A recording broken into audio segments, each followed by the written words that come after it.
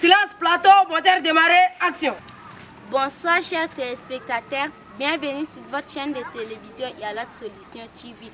À l'occasion de la journée mondiale de l'environnement, nous avons une invitée qui va nous parler de l'environnement. Bonsoir madame. Oui, bonsoir. Présentez-vous à nos téléspectateurs. Bonsoir téléspectateurs. Moi je m'appelle Mala Jessica, je suis spécialiste en questions environnementales. Madame, c'est quoi l'environnement? L'environnement, c'est l'ensemble des éléments naturels et artificiels qui nous entourent tels que eau, air, animaux et végétaux. Et comment nos sols sont dégradés? La dégradation du sol se fait à partir des déchets plastiques que nous jetons par terre, tels que papier, bidon, plastique. Les couches jetables des enfants font 450 ans avant de disparaître au sol. Les t-shirts, les habits que nous les portons font aussi 480 jours avant de disparaître au sol. Vous savez, mais lorsque le sol est dégradé, il n'y aura plus une bonne plantation pour notre pays. Et le pays ne sera pas sain comme certains pays ici. Pourriez-vous nous expliquer comment se fait la pollution de l'air?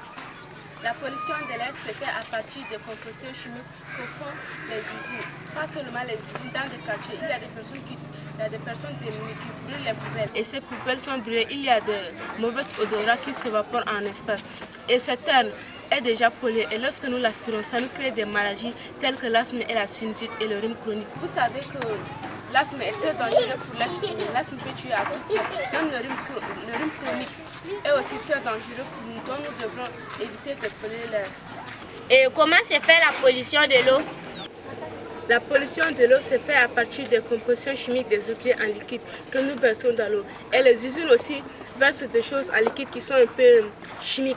Il y a des poissons qui y vivent dans cette eau et nous les mangeons. Ça nous crée des différentes sortes de vers. Souvent nous tombons malades, nous allons à l'hôpital, les médecins nous disent vous souffrez des différentes sortes de vers. Mais qu'est-ce qui cause ça? C'est parce que cette eau a été polluée, pas seulement l'eau, mais cette chose que nous les mangeons aussi qui ont été mal préparées avec de l'eau sale, donc ça nous crée aussi des maladies dans nos ventres.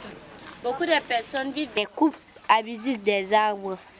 Alors, dites-nous quelles sont les conséquences? Les conséquences sont lorsque les arbres sont coupés, ce n'est pas seulement ces personnes qui ont coupé ces arbres vont subir les conséquences, mais c'est la population qui va subir toutes ces conséquences.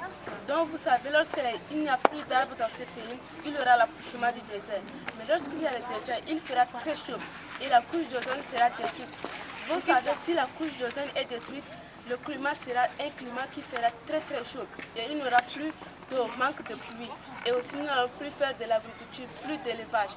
Et lorsqu'il y a manque d'eau, manque de nourriture, nous allons mourir de soif, mourir de famine. Donc il y aura la famine dans ce pays, donc pour ça nous devons plutôt éviter que de couper des arbres. Alors dites-nous comment lutter contre la dégradation de l'environnement. Pour lutter contre la dégradation de l'environnement, nous devons créer des centres de sensibilisation pour les jeunes, pour les enfants. Il y a des personnes qui vont aussi lutter contre la dégradation, qui vont lutter contre la pollution de l'air, qui vont lutter contre la pollution de l'eau, qui vont lutter contre le désert, qui vont faire des plantations.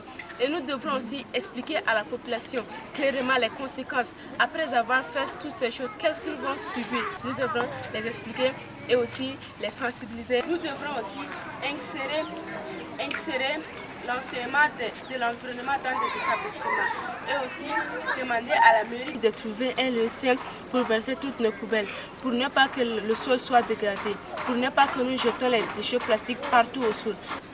Merci madame d'avoir honoré à notre invitation. C'est un plaisir pour moi de passer sur votre chaîne de télévision Yalat Solution. Et pour la fête, on fait comment? On a une réception dans notre direction, donc vous pouvez vous joindre à nous. Ah, ça sera toute l'équipe de Yalat Solution TV qui prendra part. Vous serez aussi les bienvenus. Merci chers téléspectateurs pour votre fidélité. Nous vous invitons à vous abonner massivement sur notre page Facebook Yalat Solution et de partager au maximum la vidéo.